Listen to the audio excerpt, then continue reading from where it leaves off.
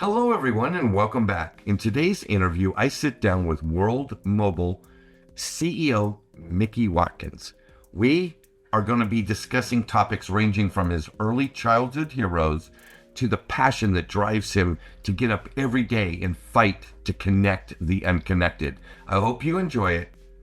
Let's get right to it.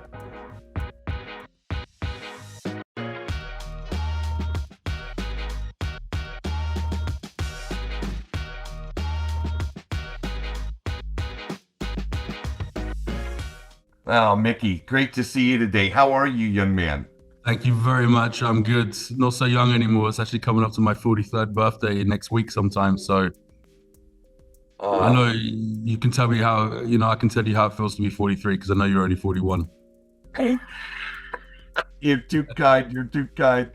Speaking of youth, right? Speaking of youth, one of the things I often wonder when I meet people were what they were like when they were little. And I want to ask you a question because it really, I think, would be germane in setting the tone for this whole interview. And that is like, who were some of your heroes growing up? I've done probably 1,000 interviews and I think anybody's ever asked me that. So that's a great question. I think that Alan Turing was clearly a hero with the Enigma code. And the cracking of it and all the things that he did. Nikola Tesla, as a kid, was a hero. And then B.A. Baracus from the A-Team, which doubled up my name, Mr. T. So when I was called Mr. Telekom for the first time, I took it because then I could shorten it to Mr. T. And that was B.A. Baracus. And, I've always had a fear of flying as well. So I don't know if that came from watching the A-Team. But there's definitely positives that happen there as well. So I think they're probably my three big heroes. And then, of course, you have your musicians and your sports fans. So Mark Knopfler I was into as a very young age, 7, 8 years old from Dire Straits. Of course. And then, of course, the Led Zeppelins and the more heavy guitaring. But then the John Renborns of this world and the Burt Yanks of the UK folk scene as well was very, very interesting for me. And then I was an athlete myself. So Linford Christie, watching him run was something that was amazing. And then, of course, football players, the Steven Gerrards of this world and the leadership. So a combination of very curious people that solve puzzles, justice, and team leaders. That is actually a very eclectic group that you put together, and one that has, now that I've done a little bit of research on you, it really matches a lot of what I've seen has been your life trajectory. Let's talk about that. So as a youth, do you recall early aspirations that you had, like career paths that when you were little, you thought you might endeavor to go down? I think justice was something that I'd always felt was something that was necessary, that wasn't prevalent in the modern society. And I don't mean like cruel kind of justice. I don't believe in capital punishment and things like this because I think there's other ways. But justice was always something that inspired me. Then I wanted to be a barrister. I wanted to be able to talk and I wanted to be able to support people and try and get justice for them. So that was like the very early aspirations. But it was always inventing things as well, whether that was a sawn-off air rifle, right, after I'd seen Terminator 2. Or whether that was creating catapults or I lived in the countrysides in a very rural area, so there wasn't so much to do. So building things, building huts, building houses, bivouacs, and going out and fending for yourself as well was something that was very much a part of my young life. I come from very humble beginnings. Parents were both musicians. Some people would call them hippies. They didn't really have any aspirations for money. They grew up in socialism. That was their beliefs. And for me, I can't say that I followed their exact path, but I think they gave me a good start to life. Growing out in rural areas, money didn't really matter. It was what you could do, your survival. We used to go out with CB radios very early on. There was mobile cell signal didn't work. We didn't have internet to the house. So CB was the only way to communicate and say, hey, I'm staying out tonight. I'm camping in the woods. So it was a cool way of living. But I grew up without technology until I got to about 14. And then I found dial-up internet, and I was just like, whoa, this is crazy. And then people around me in different villages, all of a sudden they started to get faster than dial-up, and I was still stuck with dial-up. And that's where the first connecting the unconnected actually applied to me. And I was asking my mum, look, you apply for this grant or for this experiment. People were using TV white space and millimeter wave in order to connect rural areas, and the governments were trying really hard to get everybody onto the digital side of things. But it never reached us. So I had to kind of, from building bivouacs and building catapults and enjoying myself, I then went to how do I build a telecom network that's going to give me faster connectivity at my house. Well, that explains it. Because my next question, this is actually written on my card, why Telcom with such a varied education, right? And so, boy, your CB story, I can distinctly remember saving up money that I earned mowing lawns. My first little deluge into business was basically doing work around people's houses for them that they didn't want to do. And most of that was yard work, right? And I remember I went to a company, I don't think they're in existence anymore, called Radio Shack. And and it was one of my favorite stores as a kid because they had all these different kits you could acquire, these assembly kits, and build your own this and build your own that. And I remember having enough money, I saved up for this Radio Shack CB because my friend had a CB in the next town over. Right? We were like 18 miles apart. And the fact that you could speak to each other, the concept was just crazy. Radio and 410 copy. Oh my goodness, this was so incredible. And it had its own language with these codes that you would use. And if you went to the certain channels, you could actually get on like the CB super highway with all these, what they would call truckers, right? These guys that were in the big rigs. And oh my goodness, Mickey, it was like entering the world. It was entering the community. That's what it was, you know. Yeah. Alpha Dog reporting, 410 copy. Like, well, who's Alpha Dog? Who's this person speaking, driving up the highway? And you know, in those days, also you could log into the police and into radios you didn't even think you could. Like, shouldn't be listening to this. Like, hang up as a kid. You know, it was a crazy world. But that was being connected was cool, right? It was the innovation. It was that, you know what? That was exactly it. When I think about it, it was the being connected, connecting into something. It was exciting. You know, as a 13-year-old boy, this was cool. I think I was a similar age, and we got given it. We had Maplins. That was the UK equivalent of Radio Shacks. You used to get this big book, and inside this big book was all the different components of things that you could build. So if you knew electrical engineering, and my dad, he, although they were hippies, we had a very humble upbringing. So if you wanted a television at home, the television was picked up from the skip. And then my dad would, obviously it was thrown away for a reason, right? Not often it just worked. So that he'd pick up 3 or 4 televisions from the thing and take out a capacitor from this one and take it there and tell me if you touch it, you'll die because this carries charge. And here's how the circuit board works. And, you know, I remember multiple Christmases, him going down to the skip and like fixing different parts, diodes from different televisions and putting them all together. And then boom, Christmas Day, we had television and Boxing Day, we had television. So huge panics at the house. So I learned to be very resourceful. And one of the things that we had was a Maplins catalog. It was the stuff of dreams, you know. It started off my early working career because I wanted to go and buy these things to get better connected. So Crystal Radio was the first thing that I bought. I couldn't believe that with no power, with no anything, you could listen to a radio station. This was mind-blowing to me to understand frequencies and spectrums. And of course, those days, the internet wasn't a place full of resource. The internet was just beginning, right? So you couldn't type, how does this work? You'd have to go and dig through forums or ask people or everything else. So Maplins plus the internet, plus a bit of, you know, good backgrounds from electrical engineering, dad as a hobby, led me well on my way to thinking, okay, half the world's more isn't connected. Like, there's a way to do this. That's amazing. My grandfather was that to me. He was an electrical engineer, trained in the Army, World War II. And when he came out, went to work immediately for a big corporation called Raytheon. And they worked it was all radio, radio, radio, radio, and I can distinctly remember, like, my grandfather had the first television on the whole block, and Black they, and white, of course, wasn't oh, color though. of course, little thing this big, and he would tell me stories about how they would position the television in the living room so that the neighbors who came up on the patio could see it through the window. Yeah. And they could share it with the whole neighborhood. That's amazing. How cool is that you had a father that shared that with you? I was fortunate that I had a grandfather that shared that kind of stuff with me.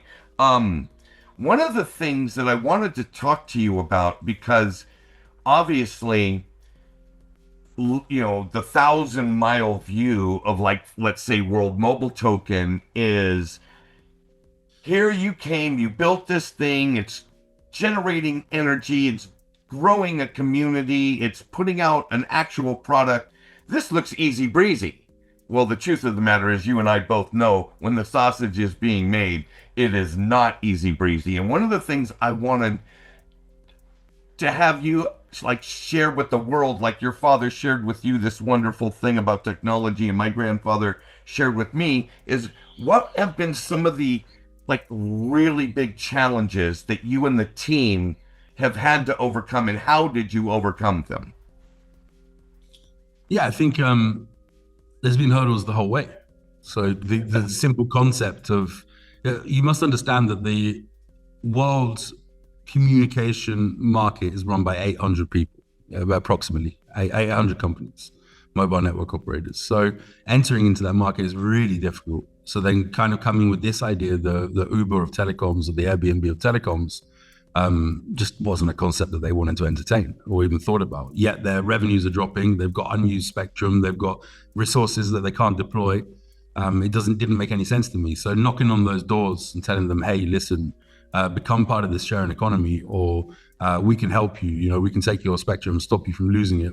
We're never going to lose it. Yes, you are going to lose it because governments, they're mandated to connect people, and you're just sitting on this as an investment. Going through all those kind of conversations, I guess, were probably the biggest challenges. Bringing on regulators, who have a big regulation team, in the millions of dollars annually spent to support them to do what they need to do to create regulations and to argue and to make it happen for us and for the world and for the community. Convincing them to come on, especially without any money in the very beginning. This was self-funded, without any proper salary, was really hard. But then they sat down, they talked with me, they understood, they saw the passion, they saw what we could achieve. They realized that actually behind all these bureaucracy and this pushing paper and this administration that governments have worldwide, their real job is to connect people. So we had many regulators defect and leave or wait until their position was gone and then come and join World Mobile. So that was a really big thing even before World Mobile became public that I knew that we had to do. But in general, it's not easy in 8 different countries running a mobile network operator with a team of 100 with a very limited budget to do such a thing. But from that has come a sharing economy that has 2.5 million daily active users approximately, is paying air node operators in between 30 and 45% APR from the infrastructure that they own. World Mobile has now software and licenses and things that it will hire out and rent out to the sharing economy and kind of pull it all together. But sometimes I've been in this situation before. Sometimes you can have hundreds of millions of dollars and you can build a company and it can fail. Sometimes you can have, a few $1 million or a few tens of millions of dollars and your limitations, and you build a company and actually it runs because you're not relying on the money that you've got in the bank. You're relying on the income that's coming in from the business. And World Mobile, the concept of giving away 80% to a sharing economy is crazy for a typical CEO or a typical group of investors. But for me, it's not crazy. For me, it's the most logical thing. There's half the world is unconnected. Around 42% of those that are connected are underserved, and every single one is exploited. So having a sharing economy, giving away the incentive, not in a magical internet money only, but also backed by real world revenue, all of a sudden you've got something that can grow when you sleep. And World Mobile team is scalable. I would say 30-40% of the World Mobile team is scalable to about 18 hours a day, 6 days a week. Okay. The other 60% 70% of World Mobile is scalable to 5 days a week, 12 hours a day. So, the people here are super committed, but we're humans.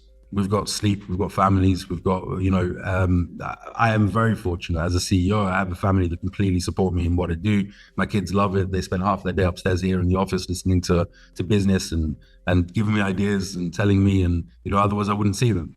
My wife is amazing, but I cannot expect that from every single employee that comes in or is with us. So people have to live their own life. They have commitments and responsibilities. So the only way to make this work, to fix this problem of us being exploited, the underserved and the unconnected, is to have a sharing economy. And the only way to make a sharing economy work is to make sure that sharing economy is getting value from their participation in the sharing economy. And what does that value at the end of the day accrue to? It accrues to money, because everything costs to live. That's the reality. So you can only do something for free or for a small amount of money for a limited amount of time, not because you don't want to. Only, even if you really wanted to, how do you pay the bills? How do you pay the rent? How do you buy the house? How do you put the kids to school? How do you buy food? So I get it. And I think now investors are starting to get it at World Mobile to say, aha, you can scale so big by giving away to the participants of the sharing economy and continually incentivizing them with this new economic model. That's how you grow to be a 1 billion person mobile network operator. That is an incredible aspiration, and one in which it would appear by your trajectory is doable, right? It's very doable, and that's very encouraging. With what we're doing, is by 2029, if this by 20, you have a 2030s that I've committed to the World Bank, to the United Nations, the ITU. I've stood up, I've put my face, and put my hands on the line. My hands in the fire, and said I committed to connecting 1 billion people by 2030 because I don't think the other mobile operators are going to do it, and this isn't fair. They haven't given me any money for it yet. They haven't supported us yet, but they feel us in their hearts, and they feel that there is a change coming. And with the sharing economy, I think this is possible. And on the current trajectory, 2029 looks like we'll hit somewhere between 800 million and 1 billion users if we carry on growth at this rate. And the growth is crazy, if you can see it. It's hundreds of thousands of customers every quarter, if not beginning to be every month now. So this is very, very, very possible. But of course, it's not possible alone. Google, Facebook, Microsoft, the 800 mobile network operators, they've proved that. They've got billions, but they haven't managed to connect everybody. Why? Because they haven't got the right business model. Well, I'll tell you what, one of the wonderful things I believe is a real tailwind for you pushing the whole ship forward is the fact that there are elements that came before you that kind of have really solidified the business model, the use case, right? The sharing economy, the Ubers of the world, the Airbnbs of the world, these elements where we can take a resource that we have and apply it to a greater community, a greater area, a greater whatever the endeavor is. For instance, like I've been looking seriously into how do I become part of that node infrastructure element, and because I believe in it, I think the ability to take a resource that I have and apply it to an industry, earn a revenue from it, and also use it myself it's a very attractive use case. I mean, very logical, isn't it? Yeah, it's very logical, right? And to have those elements that came before you are incredible. When you can take a reference that somebody understands, it's like all that education is already done. Now we just need to get into the specifics of what this specific thing is. For instance, World Mobile Token is not Uber. We're not talking about cars. Well, today we're not talking about cars. Maybe in a couple of months or a couple of years, we are talking about cars because a car could be a node, a traveling node. That's a very real possibility. We have some ideas as well for that. I can imagine that you do. Hey, let's riff on that a second. Let's play next year, 2 years, 3 years from now. What are you thinking and seeing?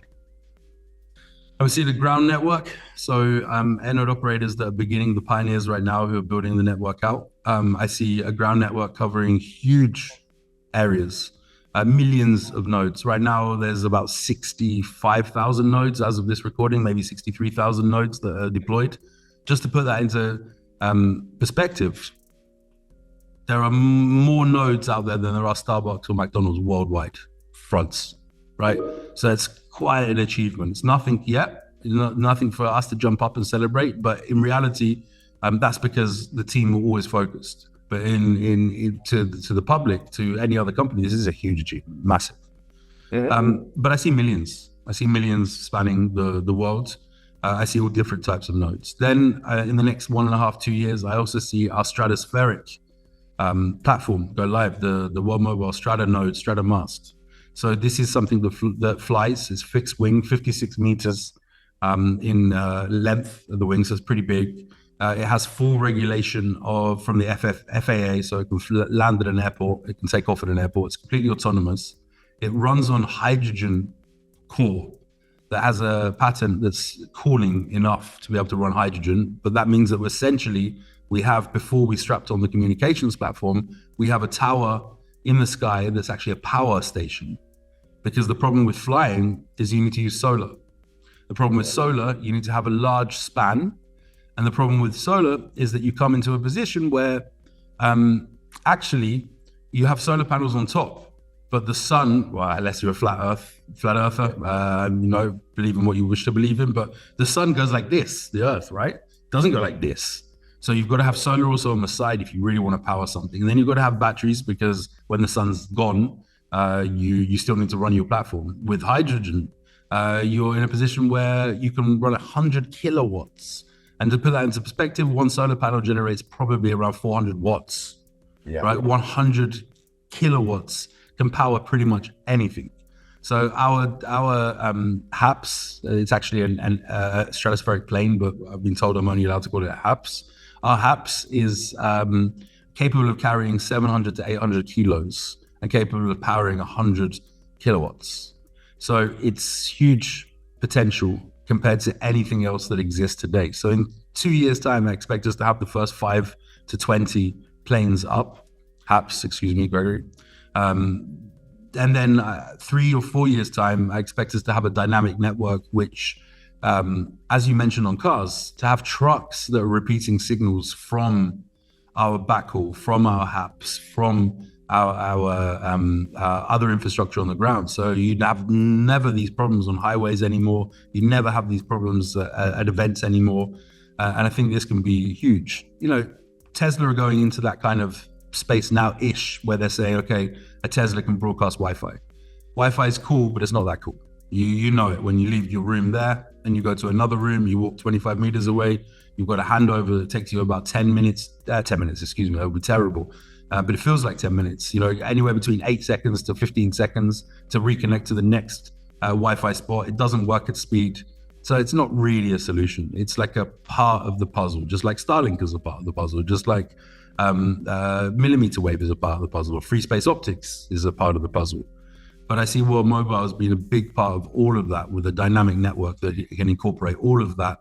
And then I see World Mobile Chain and the Earth nodes, and I see them processing hundreds of millions of people's data securely, safely, without having access to it, while still being able to give access to the end user, the owner of that data. And of course, I see World Mobile to be the first crypto company outside of Bitcoin to actually bring true mass adoption to the crypto space.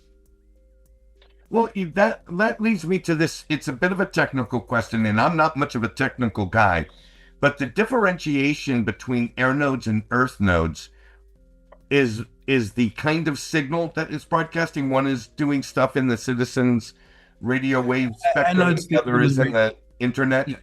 Air nodes, think of them as radios. Doesn't matter if they're licensed or unlicensed. And when we say that, it doesn't mean you can run it or you can't run it. It means whether it's using a particular spectrum and authorized to use so, whether it's using a free spectrum. That's what unlicensed means. And even a free spectrum isn't free like CBRS. You still have to pay a monthly fee. So it is essentially a licensed spectrum, but they call it unlicensed. radios, if you think about them, is where the real money begins to come in. That's where you connect with your SIM card, whether that's a World Mobile SIM card or another mobile network operator that we have a wholesale deal with, and you pass our radio and you attach to that. So if you think about the beginning of the funnel, you put the coin into the air node. This is the first source of revenue for the network.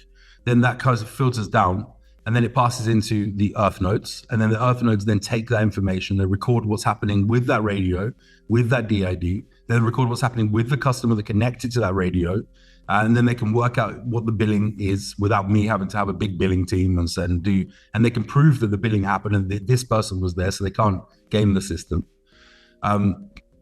And the earth nodes also run the value-added services. They run the storage, they run the IPVR settlement, they run the streaming services, they run the VPN, which everybody has active on their phone and are unable to turn that off. That's a good thing because it means that we as World Mobile cannot see what you're running through the network, except for the things that we need to see to comply to the regulator. We cannot expect to have a 10, 20% market share in the United States of America or any country in the world without conforming to what the regulator says. So we always want to conform to the regulator, but we don't want to take advantage of what we don't have to report, but most mobile network operators have the option to keep. So we delete that temptation completely from us, and we can stand up and prove and say, look, on the World Mobile chain, this is your data, this is intact, this is the hash, we have not touched it, we can't touch it, only you can touch it. So the earth nodes are kind of the core of the network. And then there's World Mobile chain. World Mobile chain is the ledger. World Mobile chain is what records everything and produces the blocks, but it's very centralized. But the innovation is really in the earth nodes, which is very decentralized. So combining these technologies, you've got something that's very strong, super fast, super reliable, and then you can create and controls the ecosystem through the Earth DAO. So the different combination of the different elements all absolutely complement each other, and none of them can live without each other. So there's very symbiotic existence between the nodes, and a very heavy importance of the communication paths between the nodes, and how this new type of mobile network operator, without a team, eventually can just take over the world.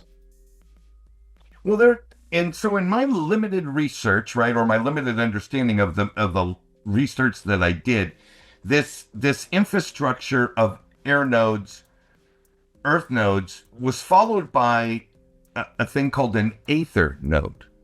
Yeah.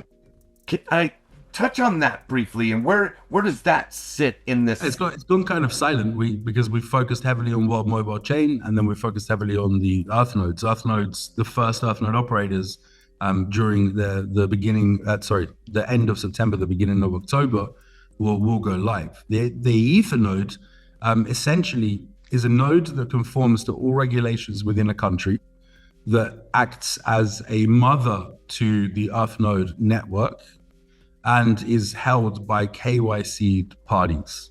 So it can be held, for example, by Deutsche Telekom in Germany, or it can be held by AT&T in USA. Or it can be held by a private entity, but has public KYC, because it's a very important node to the network. But as time passes, the need for Ether nodes is still there.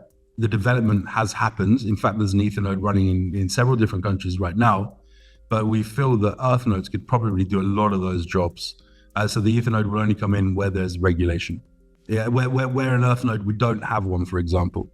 So if in Burkina Faso, there's not an earth node running, and Burkina Faso required that all data stays in-country on in-country servers, even if it's encrypted, then we have the option to be able to have an Ether node. If there's a routing path that isn't quite right between the earth nodes, because you want some really awesome routing and distribution network across those nodes, then we have the option to be able to put up an Ether node to bridge that and make sure that there is a network there, and they can reach each other easily. So it's a great tool to have. It's something that probably will become more prevalent in the next couple of years, but we're trying to make it that earth node operators have the ability to run pretty much a mirror image of the Ether node.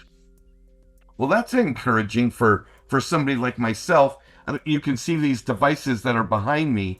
My hope is to have an earth node sitting on that table shortly, right? Where there's a will, there's a way. And Yes. and am determined to become more than just a token holder who is enthusiastic about To become an operator in the network. That's what we but want to become an everybody eventually. operator in the network. And I'll tell you the synergies. One of the reasons I was so attracted to being able to engage with you, Mickey, was built on that premise that the next 20 years is going to be about participation beyond the consumerization of the thing, whether it's watching this or talking to or da da da da da. It's about actual participation in the network itself. Bitcoin showed me that when I got involved. Stake pool operators showed me that as proof of stake networks came to be. It was like, okay, nodes. And then I watched gaming companies like Gala and what have you, and the Gala nodes, and the being able to participate in the thing that you're using beyond just being a user, right? The migration into participation, which actually equates to ownership. That's what it Which comes. That's exactly the right word, ownership. And believe it or not, so I came into this whole space from the investor standpoint, trying to learn about money, right? I got old. I realized I didn't understand money like I thought I did. When I stopped making a lot of it, it became very clear that it doesn't just replace itself. You got to figure out a way to replace It it. doesn't grow on trees. And Warren Buffett used to talk about this becoming an owner. If you like, for instance, you're drinking a bottle of water. If you like that bottle of water, then own the stock of the company that makes that water. Become an owner of that company. He loved Coca-Cola. He bought Coca-Cola stock. He loved McDonald's. He bought McDonald's stock. It was making that transition from just solely being a user or consumer to becoming an owner. I'm seeing this as a very clear path to that end. And it works the same for all of these entities that are replacing corporate infrastructure with community owned, distributed, decentralized infrastructure. You value something that you own more than you value something that you don't own. That's the simple fact. No question. I look at your room. It's tidy. It's clean. You have no idea how your next door neighbor's room looks, and it's not your business to look, and you don't even think about it because you don't own it. Right. If you owned your next door neighbor's house, I don't know if you do, by the way, I'm just saying, but if you did, and you saw that the lawn hadn't been mowed, you'd have an urge to go and maintain that garden, or go and complain to him and say, listen, maintain the garden, please, because you own that. You go out on a Sunday and you clean your yards and you clean the car and you do everything else, but you don't go next door and clean their car, right? Unless you're a good person or a nice person, you're feeling like you've got extra time, or you have a relationship, and that's decency. That's like something that we should all try and do, right? To support other people, but you're not going to do it every day. Enough. Because you don't own it. If you own something, you care about it inherently much more. It's the human psyche. It's very normal. It's there. Like your own children. I'm not saying you own your own children. There's a whole political debate about that, but they're yours, right? So, who do you save first in a drowning pool? Nature, right? The thing that you own, the thing that you created. You go save your own kids first, and then if you can, you'll save everybody else if you're a good person, right? But that's just nature. So if you give someone ownership, you give them the ability to own something and be part of it, and earn from it and have value from it, then they're going to care. And when people care, magic things happen. I couldn't agree more. It's become very clear to me that regardless of understanding the underlying ones and zeros and circuits and what have you, the concept and the philosophy of ownership into the things that are a part of my life, they just make sense. As my understanding of monetary policy increases, it's becoming even more urgent. There's like an urgency to this. As I continue to age, it's like some of the, like, let's say I'm not going to go out and build a house again tomorrow. That, you know what I mean? I'm not Sure. going to get back into my construction life unless it's strictly supervisional. You know what I mean? Where I'm just pointing. Here's my clipboard. Here's my finger. Hold on, but if your daughter or your son asks you to build them a house, you do it. You know, I would oversee a house being built for my son or my daughter for sure. You put much more work into it than if you were to do it because for somebody else, right? Yeah, no, you're right. No, there's no question that there is that element, and but what I'm seeing is the path is being set. The understanding of revenue streams, the understanding of it's getting harder. Like people who don't understand anything about monetary policy understand it's getting harder every year to make ends meet.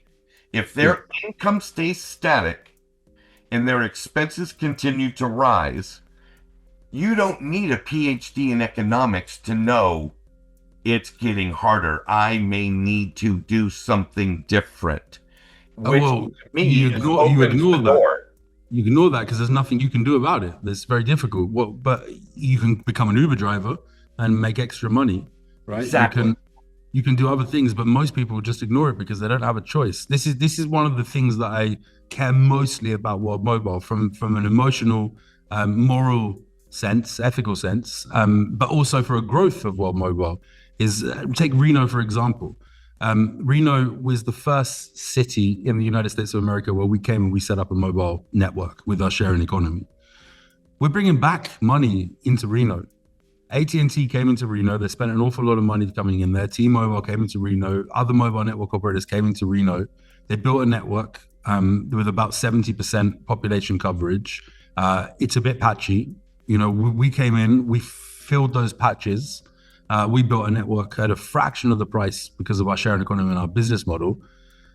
So up until now, kind of we're the same, but we're not because our people built the network and our people are running the profits from the network. AT&T's people, or T-Mobile's people, or MNO's people, their business model, which is not, I'm not saying it's wrong, it's worked, right? It's okay. But their business model is take all that money back for the shareholders. My business model is bring that money back into local and remote communities and all of a sudden making ends meet is possible. Well, right now you couldn't enter into telecommunications because the barrier was so large. Today, you can enter into telecommunications with World Mobile by saying, hey, I've got a rooftop. Maybe you only make $50 a month, or maybe you make 300 or 400 bucks a month, depending on the location. But you have the chance to monetize your rooftop. Or you can say, hey, I've got $10,000. I could never really enter into the telecom market. So I've got a choice now. Do I become an Uber driver and buy a Toyota Prius and do my application form? Or do I buy an air node and put it on the roof and go and connect my next door neighbors? And I think that's the huge difference here is that the world is becoming harder for people. Monetary policy, due to wars and misspending, is definitely affecting us as people that pay taxes and citizens. And it's just becoming harder and harder and harder year on year. And the rich are getting richer and the poor are getting poorer.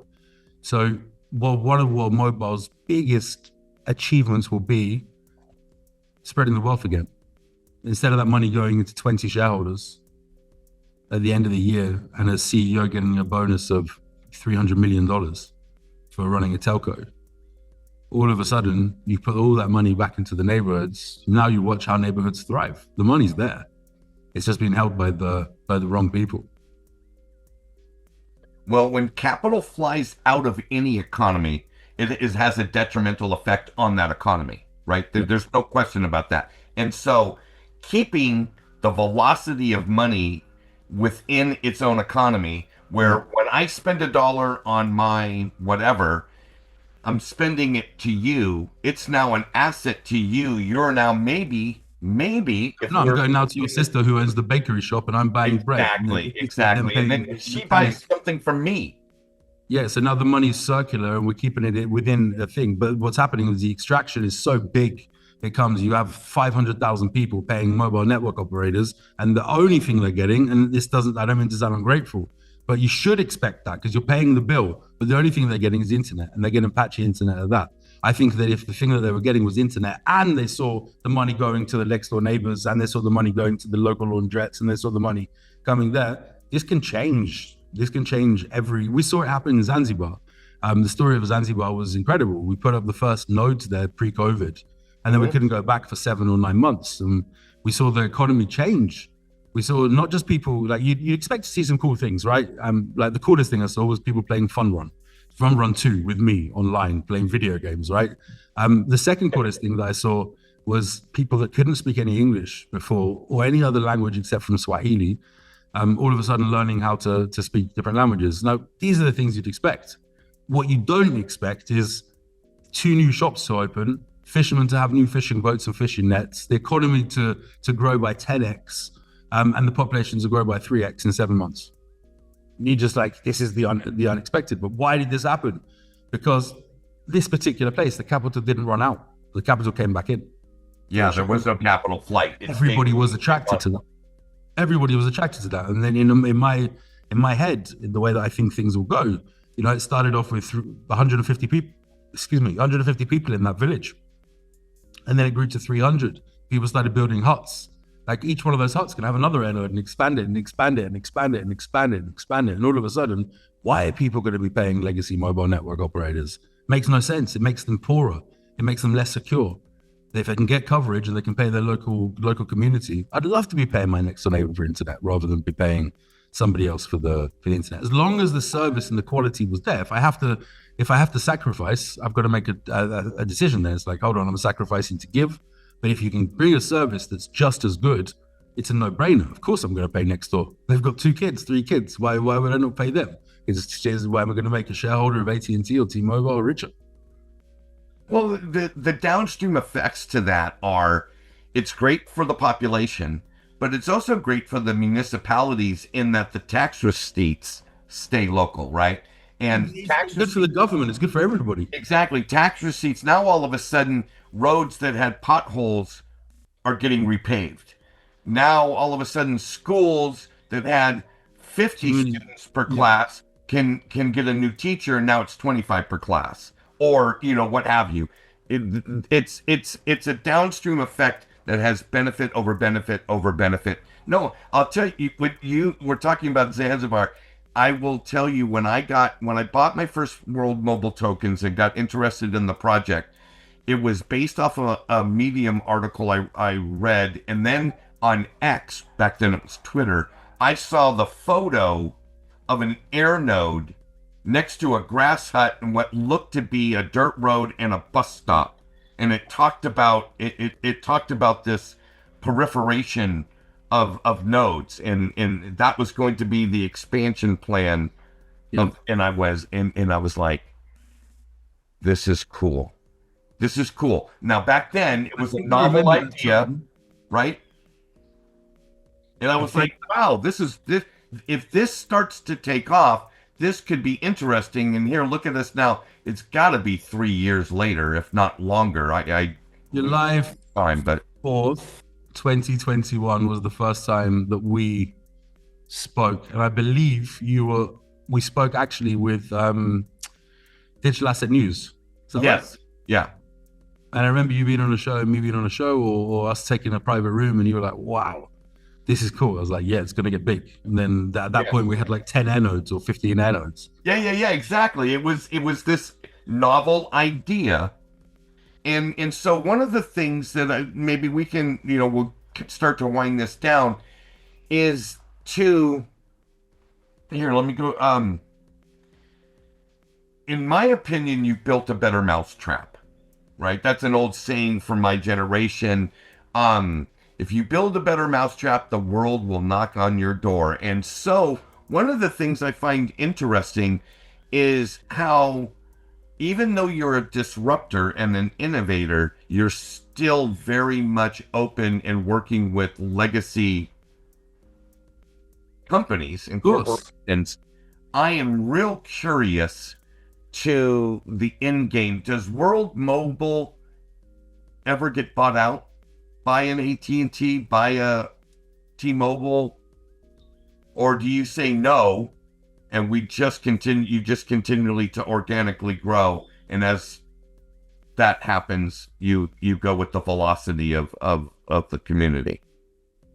Well, Mobile in my head, needs a CEO that can stand up and say to other MNOs, fuck you, right? We're not selling. So I'm the CEO. As long as I stay the CEO, that's where my angle will always be. The nice thing is it's impossible to sell because the infrastructure is owned by a sharing economy. Okay. So even if whatever reason World Mobile did sell its customers, those customers would still use that same infrastructure. And AT&T, T-Mobile, Verizon, Orange, whoever it may be, any MNO would then also still use that infrastructure. So I've kind of made it impossible for it to be bought out. But there is a point where maybe we have, 10, 20, 30, 40 million customers in a country and we do get offered to be bought out. But that would be one huge buyback, right? Into the market. You can imagine $5 billion buyback would be significant. We sat there, would be sat up there next to Bitcoin. So I won't say anything's impossible. I'd say that as CEO and as the founder of the project, it's not in my intention. I think there will be a want to buy World Mobile at some point because maybe just to stop it, maybe also to continue it. Who knows the intention behind it? But a lot of companies have been bought and just shelved just to stop potential competition.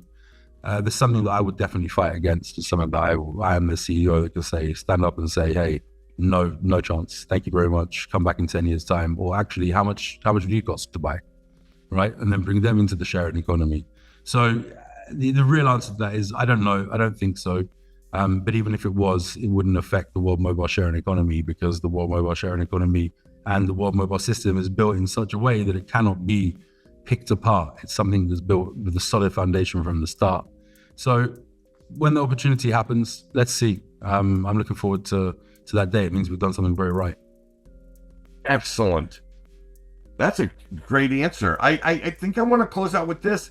When it's all said and done, Micky, what would you like the world, your family, and your closest friends to say about you? So you've asked me two questions that have never been asked of me in any interview before. I think he tried very hard. That's it, and I don't think it matters to me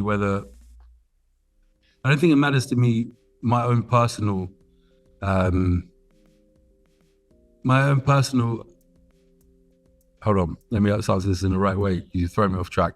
It doesn't matter to me how people think about me. What happens is the end result. And the end result is that it's not okay that half the world is unconnected. And it's not okay that we give up our human rights to connect to the internet for those that are connected. And it's not okay for those that are connected to be underserved and from travel to A to B for years and to know exactly where that Swiss cheese hole in connectivity is. And it's not okay that we pay for service and actually don't own our own data. So I think that's the thing that I would like my family to remember me most for, is that he really tried to make this difference, and he succeeded to make this difference, right? He succeeded to start a movement that said it's not acceptable. The way we're treated, the way we communicate, the way we are the product, this isn't right, because we're the ones paying for it. Some people pay their telephone bill, their internet bill instead of food around the world, right? Because they know that they can't make the money for food or have a chance to do it unless they're connected. Like, that choice is fucked up. That's not okay. So bringing in telecoms to be affordable to the people that need it, to be stable and strong enough to be able to learn and take opportunity from it, and then behind the scenes to make sure that we're not abused every day for the service that we use, not just financially, but also our data, our digital imprint of ourselves that's just being sold to the highest bidder. So that would be it. Like, that's what I would like to be remembered for, the guy that started that movement, that took that movement to connect hundreds of millions of people, and that changed the world forever in the way that we consume telecommunications. And it is hard, and I'm trying very hard. And we so far so good, we're succeeding. But I think you've got to try hard. If no one remembers you for trying hard, probably you didn't do enough whilst you were on the planet. Thank you for that. I will tell you, if anybody asked me about Micky Watkins, I would say my personal experience with the man is that he's likable, he's fun to be around, and he's extremely passionate about what he does, and that passion is infectious. and I very much enjoy being around Micky. And so I don't know, I don't know how it's going to end for any of us. But it really isn't about the end. It's about the journey. And so as you continue on your journey, young man, and I continue on mine, I'm looking forward to those moments in the future where our paths will intersect and we will meet once more. So go ahead from where you are, say goodbye to the wonderful people. Thank you very much, Jerry, for having me on. I do appreciate you very much. We had limited interaction, but every interaction was always valuable. Time is very valuable. Thank you very much for everybody who's listened to this. I appreciate you. It's a Friday here, so I'm wishing you a great weekend, and I look forward to speaking next time with you, Jerry. All right. And from Costa Rica, Pura Vida, mi amigos, mi amigas. Ciao. Adios. So that was the show for today, folks. Thank you so much for tuning in. And like always, we'd like to encourage you to not only like, but subscribe to the channel for future content. See you next time.